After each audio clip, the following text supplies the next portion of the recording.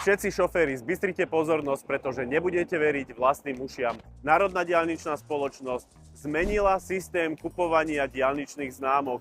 Všetci dobre vieme, že vláda zvýšila ročnú diaľničnú známku zo súčasných 60 eur až na 90 eur od nového roku. A preto mnohí z vás, ktorí ešte máte platnú diaľničnú známku, chceli ušetriť desiatky eur tým, že 365-dňovú diaľničnú známku si kúpite ešte teraz v roku 2024 za zvýhodených 60 eur.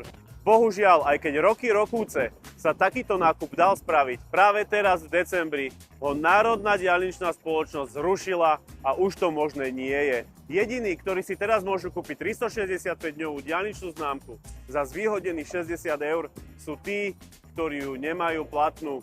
Preto si prosím skontrolujte platnosti svojich diaľničných známok. Ak ju platnú nemáte, rýchlo si kúpte 365-dňovú diaľničnú známku ešte za zvýhodnených 60 eur. A ak svoju diaľničnú známku máte platnú až do roku 2025, bohužiaľ, vy sa už zvýšenej cene 90 eur za diaľničnú známku nevyhnete. Aj toto je krok súčasnej vlády, aby ste neušetrili ani 1 euro a aby každé 1 euro z vašej peňaženky dostala do svojej pokladnice. Pre viac užitočných informácií ma sledujte, zdieľajte a šírite ďalej toto video.